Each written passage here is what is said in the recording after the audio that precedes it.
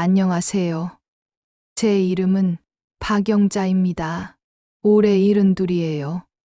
오늘은 여러분께 제 이야기를 들려드리려고 해요.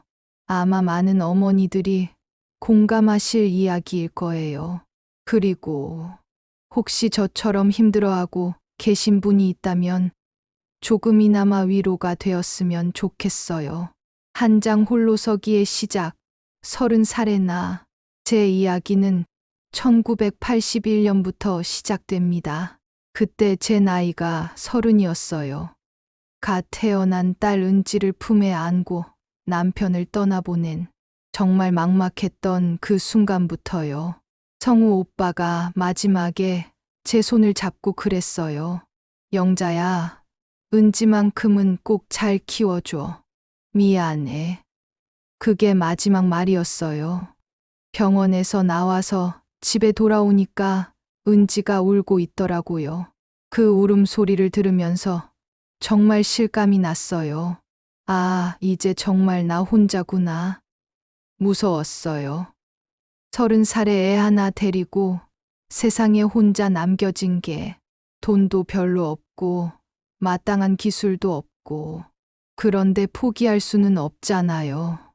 이 아이만큼은 절대 불행하게 만들 수 없다는 생각뿐이었어요. 그래서 새벽 4시에 일어나서 공장에 나갔어요. 하루 종일 일하고 오후에는 또 식당에서 설거지를 했어요.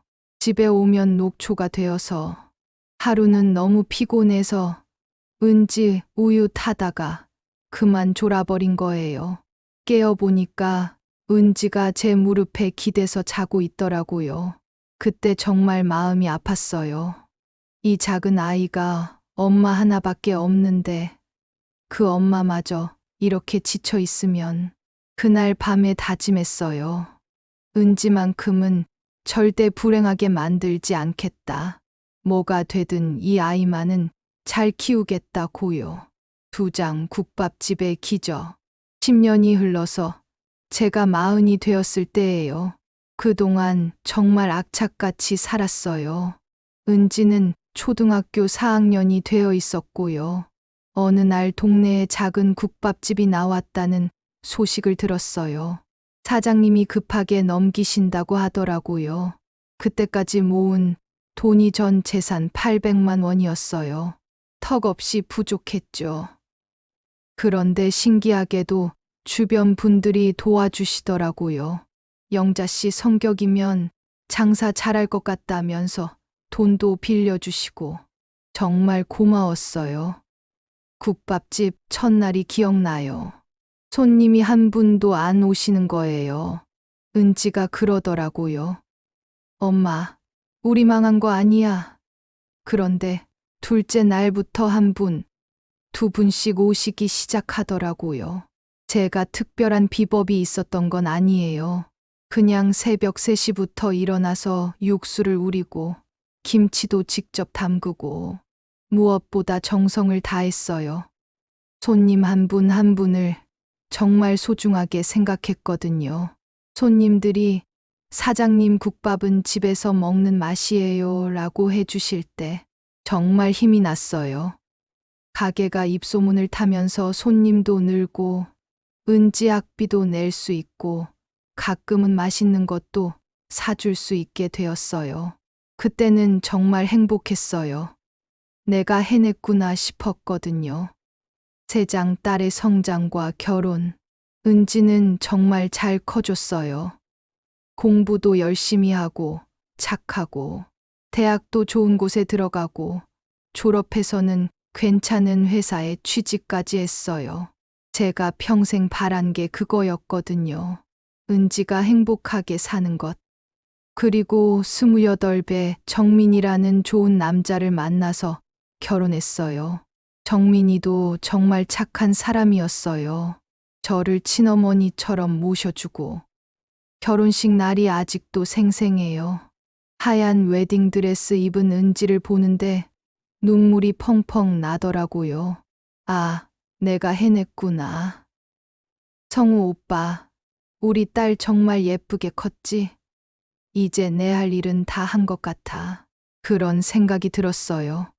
정민이가 제게 그러더라고요. 어머님, 정말 고생 많이 하셨어요. 이제 저희가 효도할게요. 그 말에 또 눈물이, 나이 들어서 눈물이 참 많아졌나 봐요. 결혼 초기에는 정말 좋았어요. 가끔 놀러 가면 은지도 행복해 보이고 정민이도 잘해주고 이제 진짜 편히 살 수 있겠다 싶었어요. 그런데 그 평화는 오래 가지 않았어요. 내장 손주 돌봄의 늪, 은지가 첫 아이를 가졌을 때부터였어요. 엄마, 입덧이 너무 심해. 집안일 좀 도와줘. 당연히 도와줘야죠. 딸이 힘들다는데 엄마가 안 도와주면 누가 도와줘요? 첫째 손주가 태어나고 나서는 아이고, 그때가 정말 힘들었어요. 산후조리한 달을 제가 다 해줬어요. 밤에 아이 울면 제가 달래고 미역국 끓이고 빨래하고 청소하고 허리가 끊어질 것 같았는데도 참았어요. 그런데 이상한 일이 일어나기 시작했어요. 엄마가 해주는 게 제일 맛있어. 엄마가 아이 보는 게 제일 안심이야. 처음에는 기뻤어요. 내가 인정받는 것 같아서. 그런데 점점 뭔가 이상하더라고요. 둘째를 가졌을 때는 더 심해졌어요. 엄마, 나는 애 둘 키우느라 정신없어. 집안일은 엄마가 좀 더 도와줘. 좀 더라고 하면서 거의 다 제가 하게 되더라고요. 설거지, 빨래, 청소, 아이 돌보기, 심지어 쇼핑까지. 엄마가 제일 잘하잖아 라는 말을 들을 때마다 처음에는 좋았는데 나중에는 뭔가 이상하다는 생각이 들기 시작했어요. 이게 정말 칭찬일까? 아니면 그냥 일을 시키려는 핑계일까? 5장 냉장고 사건, 마지막 한 개점. 그리고 운명의 그날이 왔어요. 은지 둘째 임신 막달이었는데 아침 일찍 전화가 왔어요. 엄마, 급한 일이야. 냉장고 정리 좀 해줄 수 있어? 배가 불러서 내가 못하겠어. 급히 가방 들고 달려갔어요. 문을 열고 들어가는데 악취가 정말 말로 표현할 수 없을 정도였어요. 김치 냉장고를 열어봤는데 이게 뭐예요? 김치는 온갖 색깔의 곰팡이로 뒤덮여 있고 야채들은 썩어서 진물이 흐르고 있고 그래도 해야 하잖아요.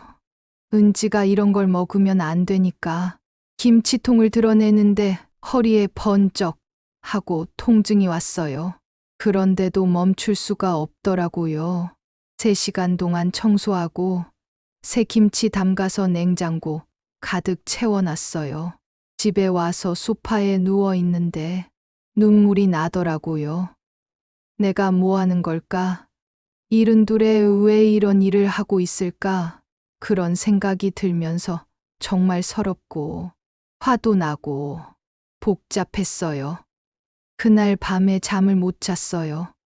가만히 생각해 보니까 언제부터인가 은지가 저를 엄마로 보는 게 아니라 뭐랄까 일꾼으로 보는 것 같더라고요. 엄마가 제일 잘하잖아. 엄마 시키는 게 젊은 이서방 시키는 것보다 낫지. 그런 말들이 칭찬인 줄 알았는데 알고 보니 그냥 저를 부려먹으려는 핑계였던 거예요. 6장 결정적인 깨달음, 그리고 결정적인 사건이 일어났어요. 허리가 너무 아파서 은지야, 엄마 병원 좀 가야겠어 라고 연락했는데 대답이 없더라고요. 하루 종일 연락이 안 되길래 정민이한테 전화해 봤더니 알고 보니 둘이서 여행을 간 거예요. 미리 말도 안 하고. 그 순간 정말 화가 났어요. 아니, 화보다는 슬펐어요. 아, 내가 정말 바보였구나. 이 사람들에게 나는 엄마가 아니라 그냥 편리한 도구구나. 72년을 살면서 그때 처음으로 깨달았어요. 내가 은지를 사랑한다고 생각했는데 정작 은지는 나를 사랑하는 게 아니라 이용하고 있었구나. 무조건적인 사랑이라고 생각했던 게 사실은 무조건적인 희생이었구나. 그동안 제 인생이 뭐였을까 생각해 봤어요. 28배 결혼해서 30에 과부가 되고 42년을 오직 은지를 위해서만 살았어요. 제 꿈이 뭐였는지, 제가 뭘 좋아하는지, 그런 건 한 번도 생각해 본 적이 없었어요. 샵샵 7장 폭발과 마지막 대화. 딸 부부가 여행에서 돌아온 다음 날, 저는 마침내 입을 열었어요. 은지야, 엄마가 할 말이 있어. 그런데 은지 표정이 귀찮다는 듯이, 엄마, 무슨 일이야? 나 피곤해. 그 순간 정말 서운했어요. 하지만 이번에는 물러서지 않았어요. 엄마는 이제 더 이상 못하겠다. 허리도 아프고, 나이도 많고, 무엇보다 엄마도 내 인생이 있어. 은지가 발끈했어요. 엄마 너무한다. 다른 집 엄마들은 매일 와서 도와준다는데 왜 우리 엄마만 이래? 친구 엄마는 애들 셋 다 봐준다고. 그 순간 정말 기가 막혔어요. 다른 집은 모르겠다. 하지만 엄마는 기계가 아니야. 사람이라고 72년을 살면서 42년을 너만 위해 살았어. 이제는 나를 위해서 살고 싶어. 그럼 손주도 안 볼 거야? 엄마가 안 도와주면 나 어떻게 살아? 내가 어떻게 사는지는 내가 알아서 해야지. 다른 사람들은 다 어떻게 사는데 엄마 없이도 다들 잘 살잖아. 엄마는 이제 나를 위해서 살 거야. 그렇게 말하고 나니까 속이 시원하면서도 마음이 아프더라고요. 42년 동안 제 전부였던 딸과 이런 싸움을 하게 될 줄은 몰랐어요. 8장 새로운 시작을 향한 발걸음. 그 대화 이후 일주일 동안 서로 연락하지 않았어요. 처음에는 은지가 연락 올 줄 알았는데 오지 않더라고요. 그때 확실히 깨달았어요. 아, 정말 내가 없어도 잘 사는구나. 그래서 결심했어요. 짐을 싸면서 거울을 봤어요. 영자야, 넌 지금까지 뭐 했니? 42년을 딸을 위해서만 살았네. 이제라도 늦지 않았어. 너를 위해서 살아봐. 짐을 다 싸고 집을 나서려는데 은지가 와 있더라고요. 엄마, 어디 가? 설마 진짜 나가는 거 아니지? 그래, 진짜야. 엄마도 엄마 인생이 있어. 72년 살면서 이제야 깨달았네. 엄마, 그러지 마. 내가 잘못했어. 미안해. 그때 마음이 흔들렸어요. 하지만 돌아보지 않고 걸어 나왔어요. 그때 마음이 아프기도 하고 후련하기도 하고 복잡했어요. 하지만 후회는 안 했어요. 처음으로 제 자신을 위한 선택을 한 거니까요. 에필로그 6개월 후에 새로운 나. 그로부터 6개월이 지났어요. 지금 저는 정말 좋아요. 허리 치료도 받고 친구들과 등산도 다니고 오랫동안 못 읽었던 책도 읽고 이런 게 제 인생이었구나 싶어요. 한 달 전에 은지가 연락했어요. 엄마, 미안해. 내가 너무 당연하게 생각했나 봐. 엄마도 엄마 인생이 있는 건데 그동안 정말 고생시켜 드려서 미안해요. 처음에는 또 속는 건 아닌가 싶었는데 은지 목소리에 진심이 느껴지더라고요. 그래서 만났어요. 오랜만에 보니까 은지도 많이 컸더라고요. 엄마 없이도 집안일하고 아이들 키우고 다 할 수 있는 사람이었는데 그동안 제가 너무 많이 해준 거였어요.